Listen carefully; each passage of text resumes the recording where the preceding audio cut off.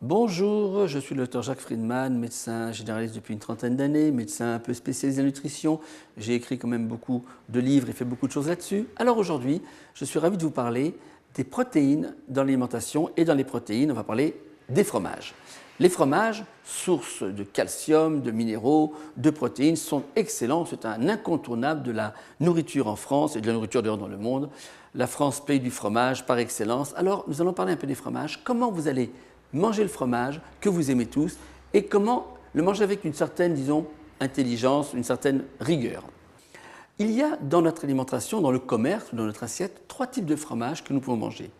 Il y a les fromages frais, blancs, naturels, pas trop gras, qui ont une moyenne de 30% de matière grasse sur le poids sec. Une liste non exhaustive, on commence avec le lait écrémé, le bouchon bleu, et puis il y a les yaourts, les petits suisses, le câlin, le jockey, je donne des marques, mais c'est fromage blanc à 20%. Il y a le fromage frais, le crottin de Chavignol, il y a la mozzarella, la ricotta, il y a la feta, voilà. Et puis pourquoi pas le Saint-Florentin. Ces fromages frais blancs naturels sont très très bons, première catégorie, et vous les mangez avec plaisir. Nous avons une deuxième famille, c'est les fromages à 45% de graisse que nous appelons les fromages à pâte cuite ou pâte molle. Alors là, le chef, c'est le gruyère, le comté, l'emmental et la bonne vieille raclette, les Dordamer entre autres.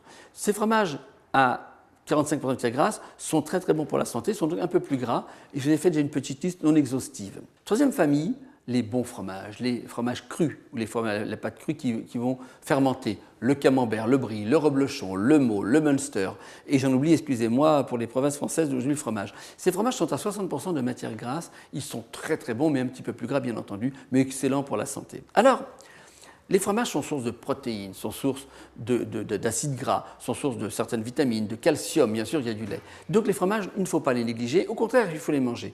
Comment manger vos fromages avec intelligence? Eh bien moi, en tant que, entre guillemets, médecin nutritionniste, spécialiste de la nutrition, pour vous aider à ne pas trop grossir, vous allez apprendre à mélanger les fromages.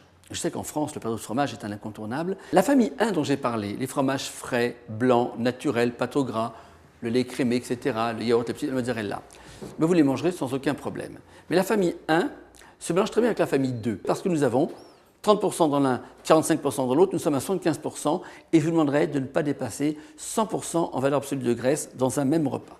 La famille 1, toujours les fromages frais, se mélange très bien avec la famille numéro 3, 30 et 60, 90%. Par contre, je vous demanderai d'éviter dans la mesure du possible de mélanger la famille 2 et la famille 3 pour ne pas dépasser 100% de graisse. Exemple, ne mangez pas un bon gruyère avec un bon camembert, 45 et 60, vous serez à 105% de graisse et c'est trop dur ou trop lourd à digérer. Alors un exemple, quand vous allez au restaurant italien, les pizzas aux 4 fromages ou les pâtes aux 4 fromages, regardez si vous n'avez pas la famille 2 et la famille 3 mélangées. Un autre exemple, si vous mangez un bon sandwich, camembert gruyère, c'est bon, certes, mais j'aime autant que ce soit ou le camembert ou le gruyère, mais pas les deux mélangés. Alors je vous répète, pour comment manger le fromage, la famille 1 toute seule, sans aucun problème, la famille 2 toute seule, sans aucun problème, la famille 3 toute seule, sans aucun problème, famille 1 et famille 2, oui, famille 1 et famille 3, oui, mais s'il vous plaît, essayez dans le même repas uniquement de ne pas mélanger famille 2 et famille 3. Une fois que vous avez fait cela, mangez les fromages avec plaisir, ils vous amènent toutes les sources de vitamines et de calcium nécessaires. Et si vous voulez quelques informations supplémentaires ou me retrouver, je suis sur le site www.maigrir-friedman.com ou prévenir-ou-guérir.com. Merci.